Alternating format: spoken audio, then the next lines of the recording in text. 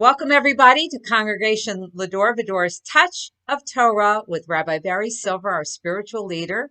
And he's going to be discussing the Parsha for the upcoming Shabbat with us tonight, a Parsha from the book of Exodus.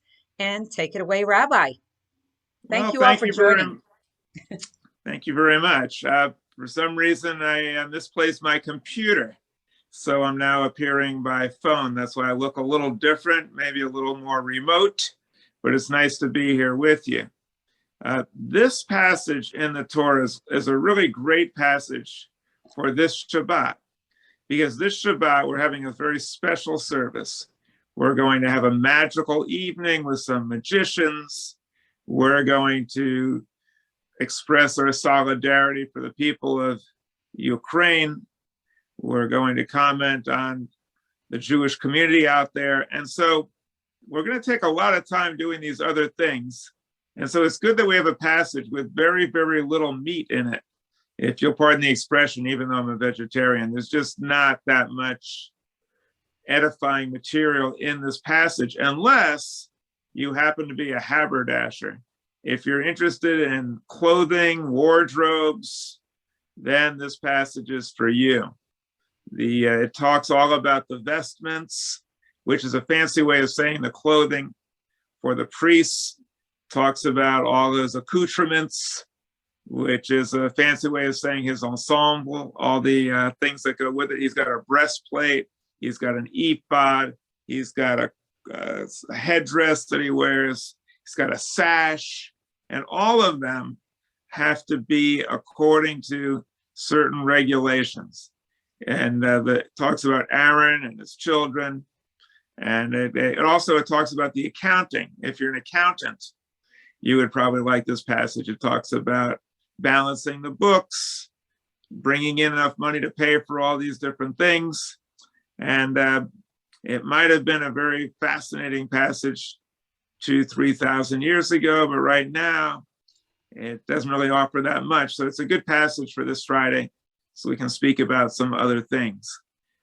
I will just mention that what the passage indicates for us today is that our heritage, our seeking transcendence, are trying to get in touch with the numinous, with something that they consider to be very significant and very sacred.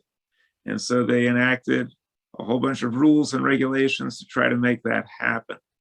So what we can derive from it is this interest in getting beyond ourselves and having a spiritual feeling to us and trying to connect with others and to the cosmos and to this creative power throughout the universe. That was important. We consider it very, very important also at Va-Dor, and also the Jewish people do. We just have slightly different ways of doing it. Even the very, very Orthodox don't pay attention to these rules.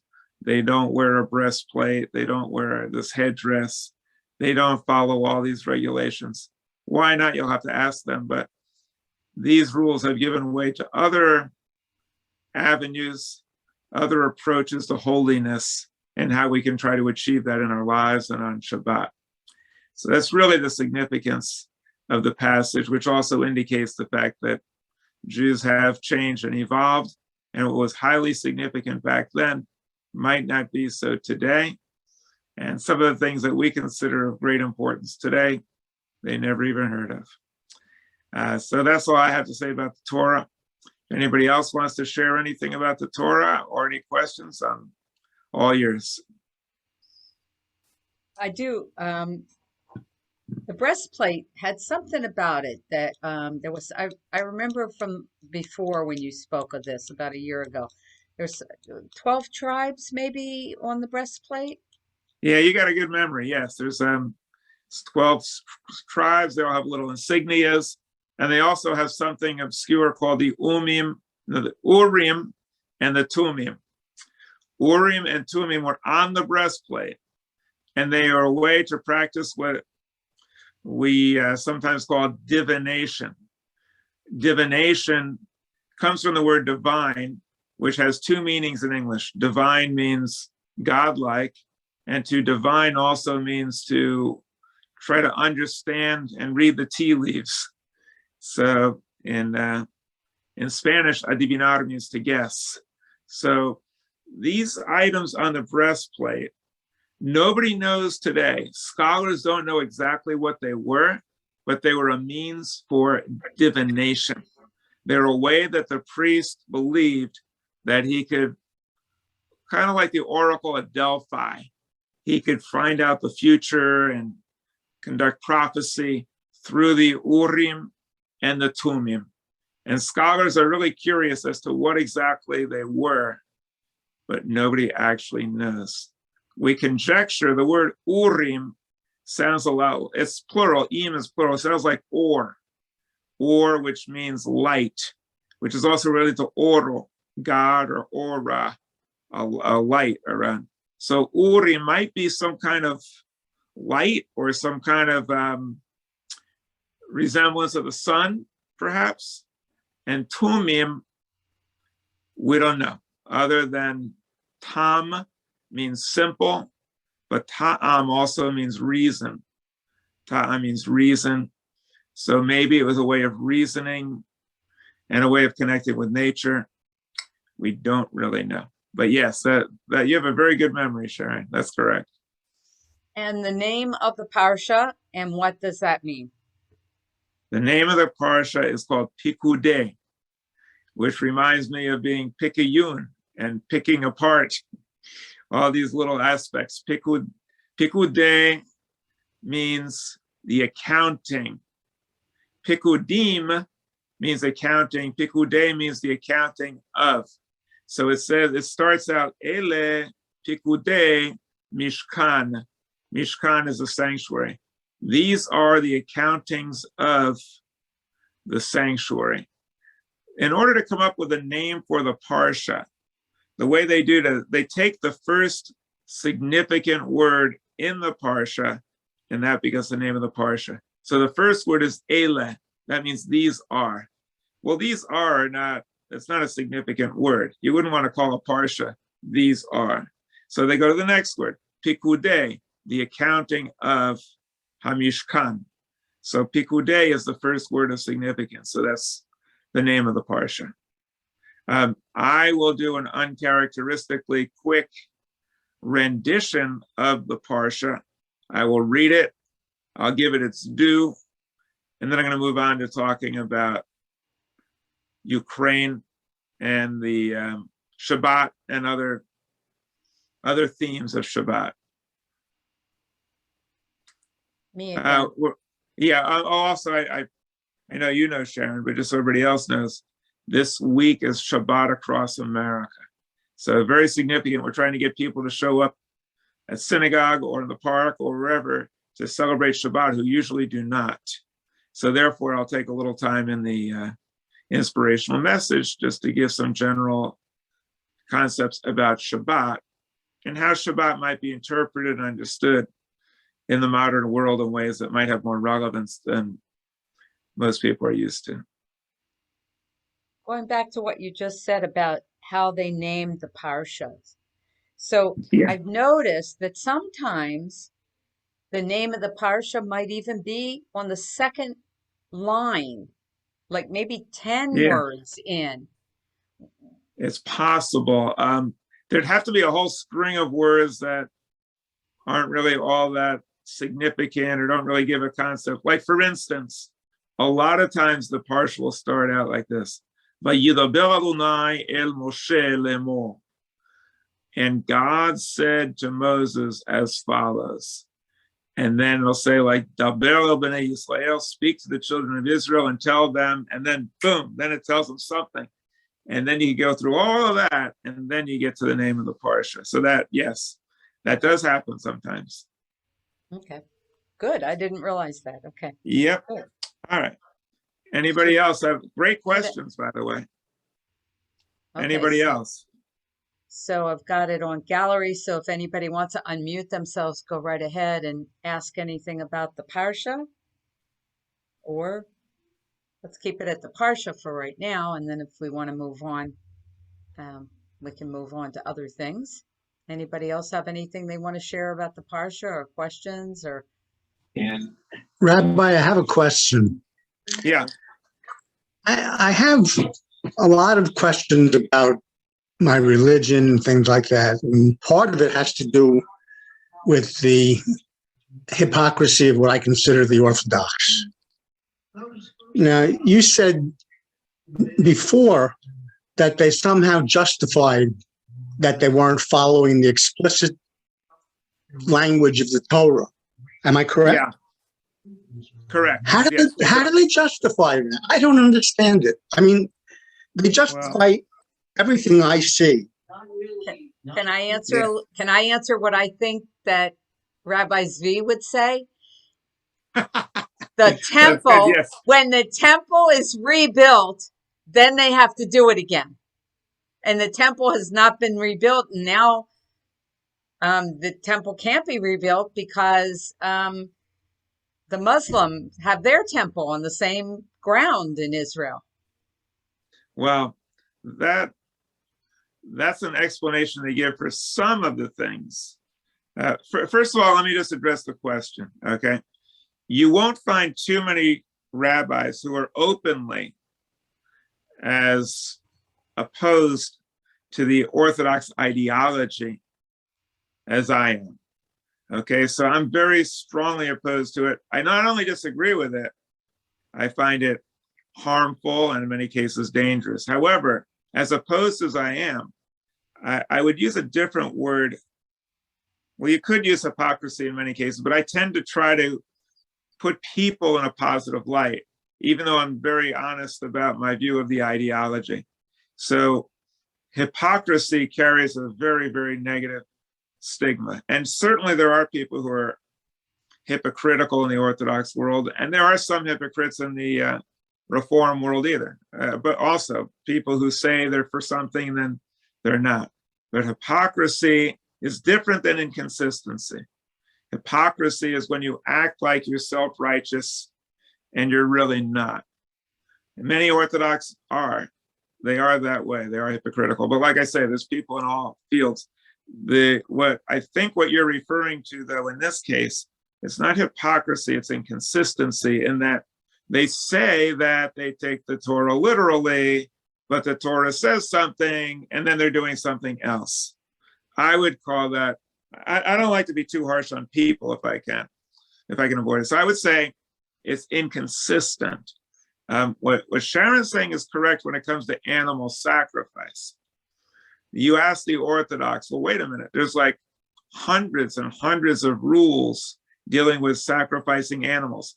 When to sacrifice, how to sacrifice, what types of sins do you sacrifice, what types of animals, and all types of endless, tedious regulations about sacrificing animals. None of them are followed. So you ask the Orthodox about that. And yes, Sharon correctly identified not only what Rabbi Tzvi would say, but I believe what he did say and what Orthodox rabbis have said. Well, we can disregard these because it only applies when the temple is in existence.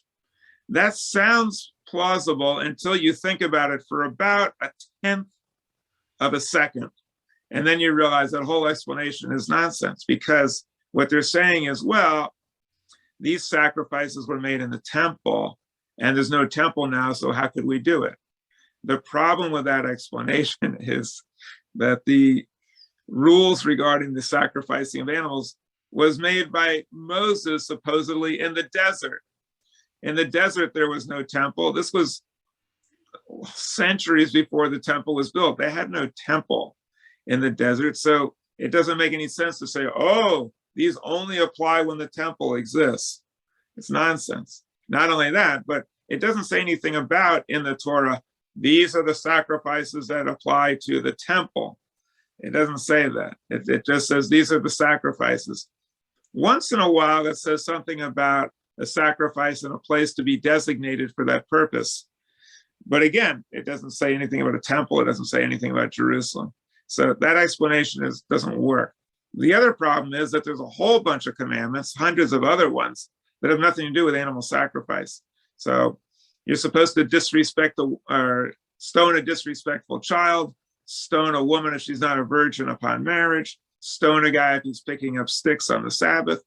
This has nothing to do with the temple or sacrifice or anything else. So I would say that they're extremely inconsistent when it comes to their interpretation of Torah and irrational. That's how I would describe it. I suppose that sounds a little better than being a hypocrite, but perhaps not much.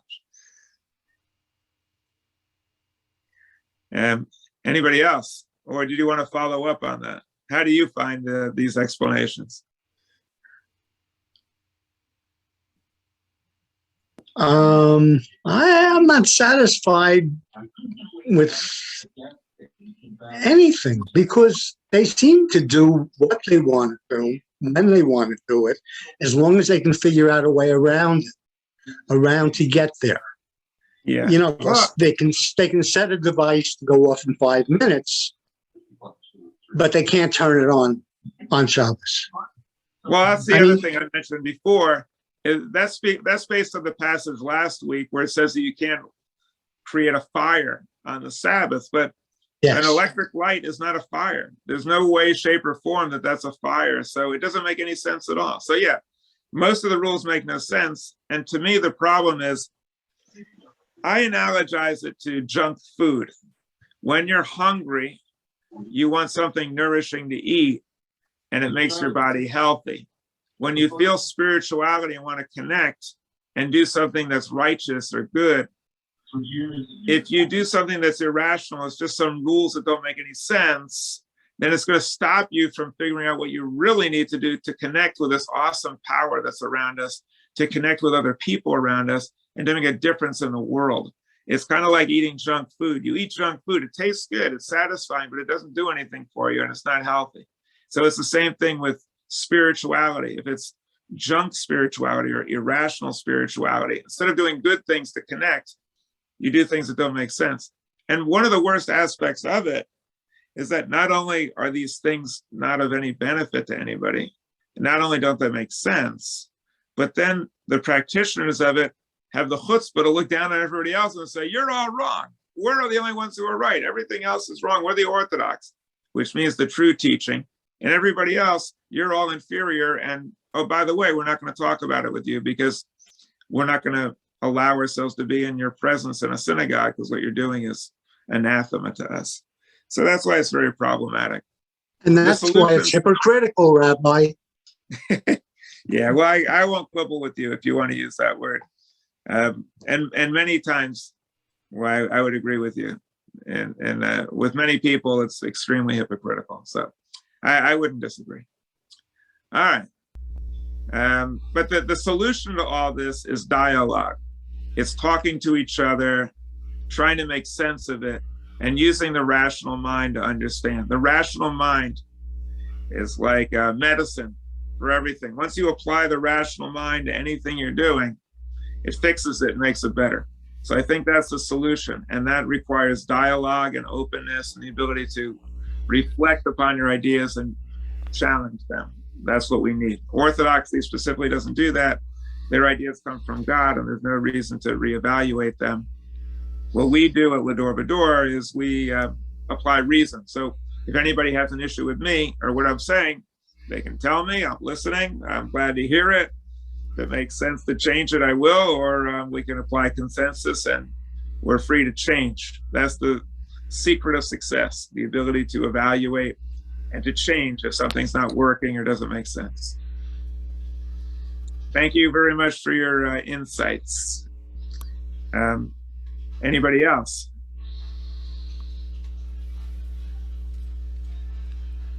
One thing you did send out, and I included it in the newsletter that I sent out about Ukraine, the message that you sent about the JCC the other day, Rabbi, in the Ukraine, the 9th largest building, 9 floors or 20 floors. Anyhow, I really liked what the Chabad rabbi said, that he wouldn't leave because who would take care of those children in the orphanages? And that's true. I've seen a lot of other comments of a lot of people that have been sending things, and they're trying to help the children. I don't know if they're going to be able to get them out. 4 miles of convoys are coming, and Yeah. Don't Well, feel yeah, good about this whole thing. yeah. Well, last Shabbat, the board unanimously agreed that we should take a stand and support the people of Ukraine very early on in this conflict. And I'm glad to be part of a congregation that does that. And it is time now for all of us to join together. We do have ideological differences with other Jews, but that shouldn't have any effect at all on our standing together and uniting and supporting the Jews of Ukraine and also supporting all the other people there as well. They do have, I believe it's considered one of the largest Jewish center in the world in Ukraine. Not just a Jewish center, it's a flourishing business and residences and orphanage and all types of things going on there. And it's in the crosshairs of the Russians as well as Zelensky, their Jewish leader. This is very scary, very, very frightening. And Zelensky's kind of like a Judah Maccabee standing up there against superior forces with great courage and rallying his people to fight back. I'm putting together now, I've been approached by several groups and people to put together a rally, an actual rally for Ukraine. We're looking at Sunday, but I'll let you know through the synagogue, but we do need to stand up and take action. And what action to take, reasonable minds may differ. But one thing we do know, that all that's necessary for the triumph of evil, and Putin sure is evil, is for good people to do nothing. So we need to do something right now, and we need to have a serious discussion about what's appropriate to do.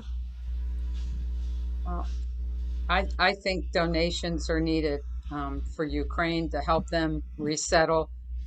Today on the news, people were walking like 3 or 4 days with no food just to get to the border so that they could be saved.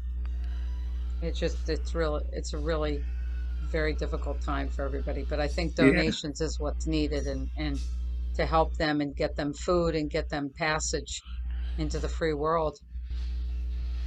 Well, it is heartbreaking, and donations are certainly important, but I suggest more than that. I mean, if it's just donations, you're going to see mass slaughter.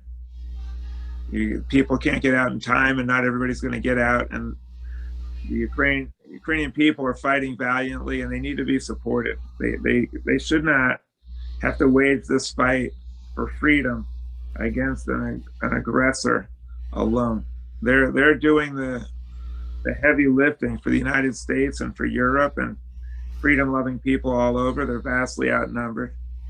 And I just think it's shameful that they're waging this battle on their own and nobody's stepping in. No nation is coming in to join them in fighting and to support them. I find it shameful, rather ashamed to be part of a species that allows so many thousands of people to be terrorized, tormented, killed, while the rest of us just sit back and don't take action.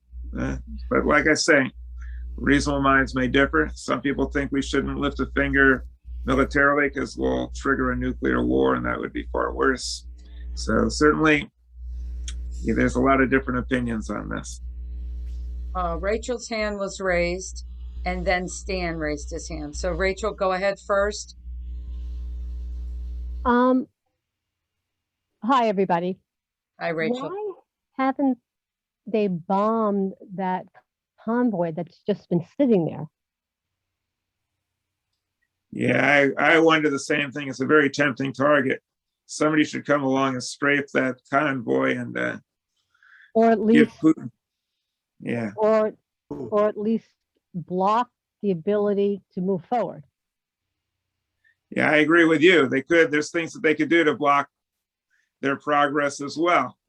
Why they just allow it to roll on inexorably to kill all these people, I don't get it. When I saw that, I was thinking of like, why didn't they bomb the train tracks on the way to Auschwitz? Like, how do you just watch this happen hour after hour, day after day, and just do nothing to stop the inevitable? It's I think it's shameful.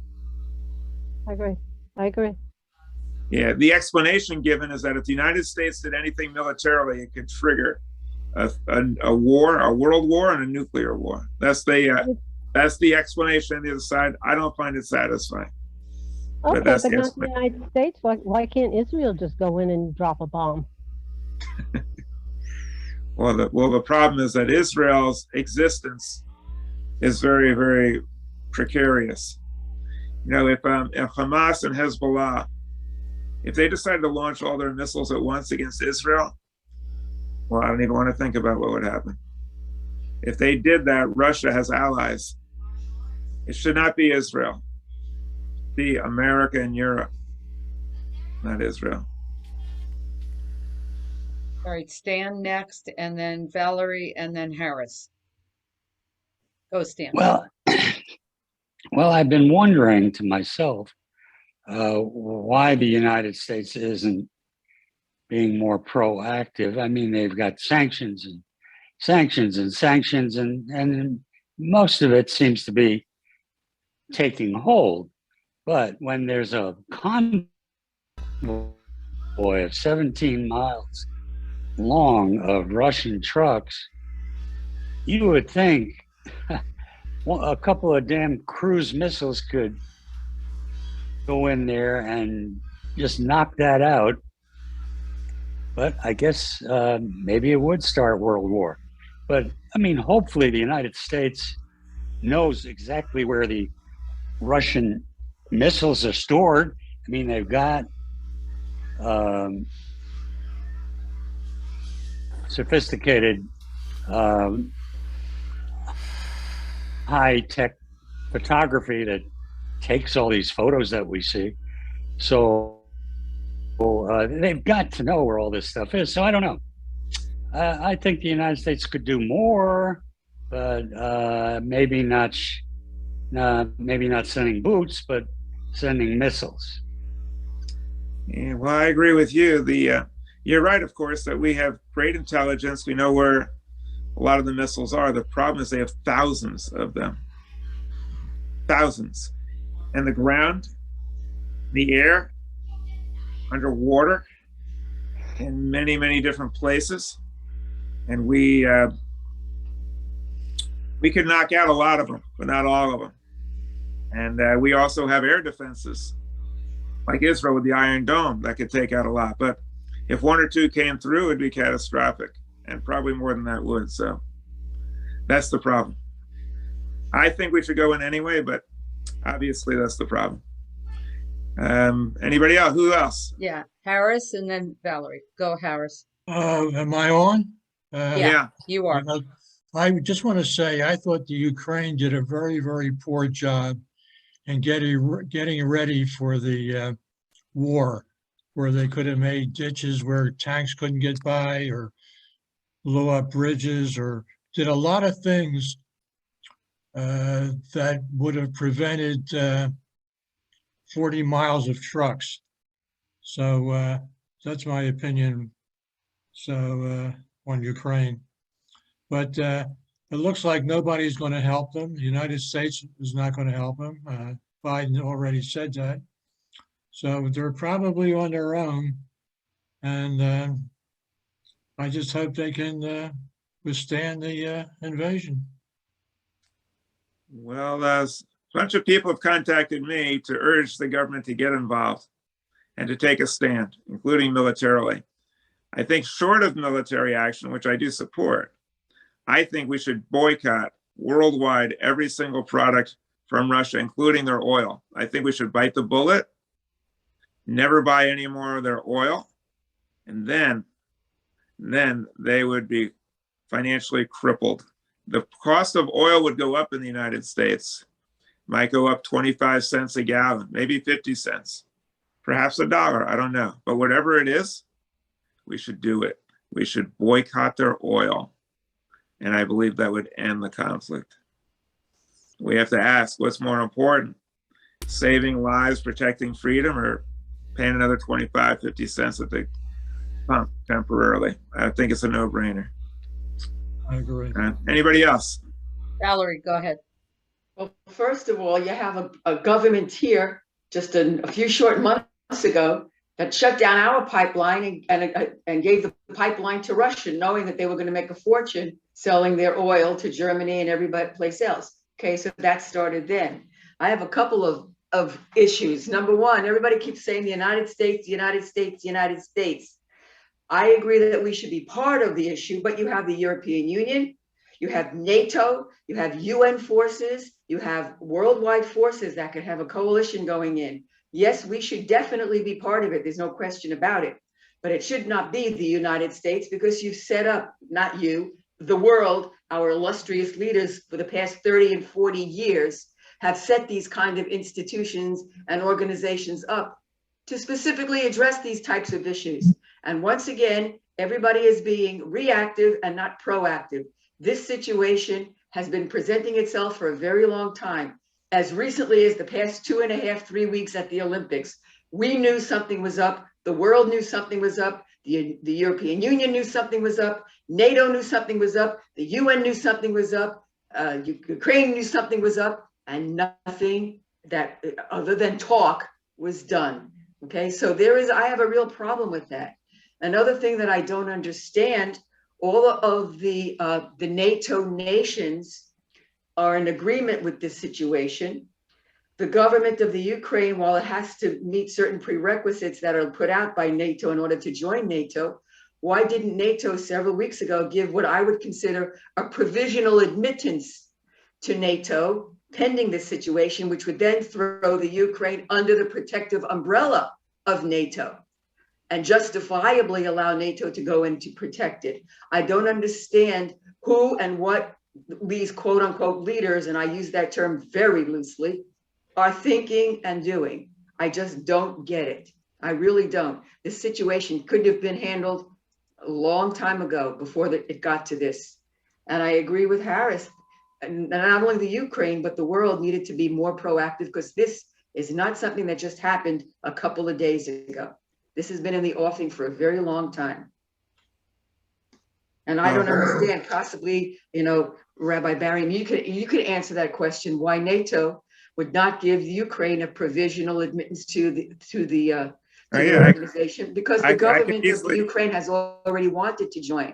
So I don't understand what that problem was. I can explain that fairly simply. Okay. And I do agree with you, and I've advocated, as I said tonight and in previous occasions, I think most people are saying this. They agree with you, Valerie, that the United States should be part of a coalition. United States, Europe, and other freedom-loving people. It should not just be America, clearly. That should help them out. No doubt about that. Why didn't they give them provisional status? Why not let them enter the European Union? Why not alter the rules a little bit and let Russia know? They didn't even have to be part of NATO. They could have just made a declaration. You attack Ukraine, you're attacking us. They could have done it. The reason why they didn't do it is because they want Russian oil. And they don't want to, they're looking out for their own self-interest. Sadly, most governments operate out of self-interest. So they're just figuring out, okay, what's in our self-interest? Is it to protect Ukraine? No, we don't. It doesn't serve our interest to protect Ukraine. Do we want their oil? Yeah. So that's what they do. It's the same reason why we make nice to Saudi Arabia, even though they sponsor and finance madrasas that are raising terrorists to kill us. It's because we want their oil. We're slaves. We're slaves to oil, and we dance to their tune. And whatever they say, we do. And we allow Putin to get away with murder. And it's shameful. It was the most shameful, of course, with Trump, who was saying how much he liked Putin. He trusted Putin. He's his buddy. He just couldn't say enough things about trusting him, even over our own Defense Department. And then when he went into Ukraine, he says the guy's really smart and really a genius. I don't know. To me, that sounds like treason. Something should be done about that, but it isn't. And you're right, Valerie. We are just totally reactive, and we should not be enslaved by oil. In World War II, they made sacrifices. They did without in order to support the war effort. What I'm saying is we should do without. Use less oil. You need to pay more. And by the way, I don't think that destroying the environment of the United States and the planet is a good solution either. that that pipeline that they wanted to put through the United States would have destroyed vast amounts of land. It would have run the risk of oil leaks throughout the continent, and it would have been an environmental disaster at a time that climate change is the most serious existential threat to the planet. Putting in a new pipeline would have been exceptionally reckless, in my opinion. The solution is to do what they did in World War II also, the Manhattan Project. They took the smartest people in the world, put them in a room and said, okay, develop the atomic bomb, develop radar, and they did. They should do that now. Develop alternative energy like they're doing with electric cars. Develop a way so we don't need oil, and stop using oil and stop catering to regimes that are selling it to us, and find an alternative in the meantime, conserve. I think that's what the answer should be. I guess it doesn't matter whether we're concerned about environmental issues in our country, but it's okay to destroy Europe and let the pipeline go through there, huh? So, I mean, we're talking about hypocrisy, Alan, okay? You want to talk about hypocrisy? That was kind of hypocritical to me, okay? Let's not destroy the United States environment, but it's okay. Let Russia destroy the European environment. That doesn't matter. So let's give him okay to do his pipeline so he could supply Germany, so he could supply all the other countries with oil, okay? But that was okay, but it's not okay for us to develop the pipeline. I'd agree with you, Rabbi. There should be alternatives. There's no question about it. But you know, when you're trying to make a transition into something other than what you have, you move towards that transition, but you can't stop what you're doing. You can't just stop eating because you want to eat safely. You have to kind of move your body into a different way of eating, but you can't just stop eating. It's the same thing with oil. Yes, we have to develop alternative resources, and we should be working at that since the Carter administration in 1970, when we had this situation occur as well. But you can't just cut something off to do something that's not going to be efficient. You have to gradually move into it. I don't think that we have spent enough attention moving realistically into these alternative methods over the past 40 years, because that's how long we've been talking about it. And so you can't just stop suddenly and go into an alternative energy source, because that's not going to supply us what we need. But you should be moving gradually into it. And, you know, that's not what has happened in the past 40 years for both parties. I don't care what party you supported. They both. Well, I care. I care. One party is climate deniers, and the other party is trying to do something about it. So I care. Not for the past 40 years. This should have been started in the 1970s. We've had Democrats and Republicans in office since that time, both in the House and in the White House, you know, and we have not moved realistically and efficiently. As you said, the best and the brightest minds have not been able to develop what we should have been developing over the past 40, 50 years.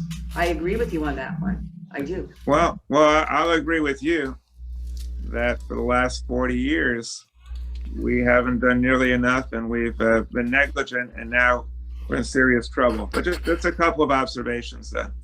It was President Carter who put solar panels on the White House, and he was supported by his party. It was Reagan who took them off and said the whole thing was nonsense. And for the last 40 years, the Democrats have supported and believed in climate change and recommended that we do something about it. In my opinion, not enough, but they recognize there's a problem and they tried to do something about it. To this day, today, 2022, March 2022, the Republicans are still denying it. The Republicans are still not doing anything about it. They're still mocking it. If you watch Fox News, they mock the whole issue. And in fact, it was Trump who was selling Trump straws. When the people were saying these straws are bad for the environment, he mocked them and said, here, I'm going to manufacture my own with my name on it. There is a huge, vast difference between how both parties are handling it. And the fact that one party is still today denying climate change, and an entire TV station is shocking and it's shameful, but not nearly as shameful as the tens of millions who are supporting that station and that party. Anybody else? Suzanne has her hand raised. Yes, I would like to say, I believe that we could all use less gas if we all just get rid of our cars and ride bicycles. Rabbi didn't learn to drive a car until he was 19, because he didn't want to buy gas. He was trying to support, but then I guess he realized that it's not a really practical way of life when you live in Boca Raton and you're going to try to walk everywhere or ride a bicycle everywhere. You need to go to other places. So, we could just ride bicycles. I have a bicycle. I can ride it to the grocery store if I want. I choose to use my car because it's convenient. But if we all did stuff like that and walked, my kids don't own cars. So. Yeah, well, that is true. I didn't drive till I was 19 because I didn't want to put carbon into the atmosphere, and I went as long as I could without doing it. As I entered adulthood, there were certain things that I had to do, but I believe that Suzanne is correct, that there's things that we can all do. It's not as if we have to go from one extreme to the other. It's not as if we use no oil or we just use unlimited amounts. We could ride our bikes more. We could conserve energy more. There's all types of things that we can do. And many people are doing them. And it's good to see that the automobile industry is changing now because consumers are demanding it. And a lot of businesses and a lot of practices are changing. And that's a good thing. So we don't have to be completely living in the Stone Age, but we can go back and reduce the amount of carbon footprint that we leave as much as possible. And that would be a good thing. Two things that would help do that, which nobody wants to talk about, are eliminating any type of animal products from our diet, which is vastly wasteful of resources and puts a lot of carbon, or eating less. And the other is overpopulation. Every person born uses a huge amount of carbon. So when you have a lot of kids, then you're leaving a very large carbon footprint. And again, the Orthodox seem to be oblivious to all that. I think if they're kind of focused on the next world, not so much this one. But we need to be concerned about the population, the human population of 7 billion, which is set to double in about 30, 40 years, unless we support groups like Planned Parenthood and the right for women to control their reproductive system. These things, most people don't see it as a direct link, but they are. Anyone else want to share some thoughts or views or Stan, disagreements? Go ahead, Stan. you're unmuted. Rabbi. Yeah. Do you know much about Congressman Deutsch and what he's doing? Yeah. I'd like to know more. Well, Congressman Deutsch announced his departure from Congress. And he said he's going to leave Congress because he was offered this very wonderful job. I believe it's with the American Jewish Committee. Many people get American Jewish Congress and American Jewish Committee confused. What I read, I believe, is American Jewish Committee, but I'm not sure. It's committee. But he did say he's leaving Congress because he was offered this job. It's usually the other way around. Usually, it's not that they're offered a job and then, oh, wow, I got this job opportunity, I'm leaving Congress. Almost nobody leaves Congress just because they got a better opportunity. There are no better opportunities than Congress. Congress is like a dream come true for these politicians. They have all these perks. They're treated with a exalted status. They have all types of financial benefits. People don't leave Congress for a better job. They leave Congress usually for other reasons, and they usually don't leave for their family either. They leave because they think they're not going to get reelected because their district changes, or they think that their party is not really able to do much, or there's things going on in their party that they're ashamed of and don't want to be a part of it anymore. That's usually why people leave. We don't really know the true reason why he's leaving, but it is an inopportune time because the Democrats need, if they want to maintain power, to keep as many Democrats in office. But I believe that his seat is relatively safe. And so I think the seat should stay Democratic. Congressman Deutsch did the right things. He voted the right way, but he certainly, in my opinion, didn't champion Jewish ideals or any ideals. He wasn't an activist. He wasn't leading the charge on critical issues that are important to us. And he certainly like, I think like Suzanne or somebody was saying, he wasn't fighting hard for the environment and to prevent climate change. He wasn't fighting hard for the environment or leading rallies or inspiring people. It's just kind of like, I guess, putting his time in. So maybe if we could find somebody who's going to be an activist, that would be a good thing, because we need people who aren't just going to vote the right way. We need people who are going to get the community behind them and to really inspire people to get active and get involved and have faith in their government. So far, that hasn't been happening. So maybe some fresh blood would be good. It will also, Stanley, it's going to trigger all types of machinations now within the party. A bunch of people are going to go for that seat. There are probably going to be people who are already in office. That's going to now set a chain reaction, opening up other seats. And there's going to be a whole chain reaction of political maneuvering. So it should be very interesting for those people who enjoy watching politics to see what's going to happen next. Stanley, what do you think? What was your impression of Congressman Deutsch and his departure? Well, I agree with you. I think he was kind of Congress light. He never really stood up and to be heard. Yeah. And it's disappointing, regardless of what issue it is. Jewish issues, social action issues, you name it. Yeah. Yeah. But I also wonder, Florida is trying to redistrict and gerrymander, I'm sure. And I don't know, he's got Boca, Fort Lauderdale as his district. And I was wondering if the legislature was trying to redistrict him out. Yeah, that could be. That could very well be. That he saw the writing on the wall, and the redistricting was going to make it very difficult for him. And he certainly doesn't want to run and lose. So that's a very real possibility. Yeah.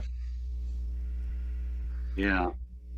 But I agree with you, Stanley. He said the right things, especially there are a couple of issues that he really spoke about a lot. One was Judaism and anti-Semitism, and the other was gun violence, because Parkland was in his district. Right. So a lot of that is done, I believe, for political reasons. He's representing Parkland, so there's a wave of public sentiment, so he might as well ride that bandwagon. The same thing with anti-Semitism in a Jewish district. That's not really, you're not going to win a profile in courage, but that's pretty much what you're supposed to do. But even on those issues, he's not a real active fighter or activist. He says what he needs to say and does what he needs to do, but that's about the end of it. Well, you're not going to like this, but I did send him a letter. In fact, called his office, and I said, if you'd spend less time on impeachment at the time and more on anti-Semitism and Jewish issues, I think your time would be better well spent. Well, of course, that went on deaf ears, but yeah. and I, the heck with the impeachment. I wanted him to spend time on something that that could mean something, but no dice. Well, Stanley, you and I disagree on that, but I wouldn't say that I'm not going to like this, because I do like it. I do like the fact that you're active, you're interested, you're contacting people, you're speaking your mind and sharing your thoughts. That's what we need. We need an engaged electorate and people that care like you do, who are going to contact these people and hold them honest and let them know what they think and engage in dialogue. So I do like it very much that you did that. I happen to believe that every day that Trump was in office was a disaster. So if he could have been taken out, that would have been a blessing for mankind. But I definitely like that you share your thoughts, and I do the same, and that's all good. What concerns me are the people that don't say anything, don't know what's going on, don't care what's going on, don't contact these people, and just let them do whatever they want, and they never hear from them. That's what concerns me, not your activism. I like that. And So anybody else? I contacted a bunch of people this week in the Senate and the Congress, and I tried to email to Ted Deutsch, and as soon as I put in my zip code, it came up with an error saying, "You're not in my district, so you can't contact me." Kicks you out. It kicked me right out. You have to put a fake. You have to So put a fake. I thought that was pretty zip code. sleazy. That's horrible. I That's know. horrible. Well, you know, I know things about all of these politicians that most people don't know.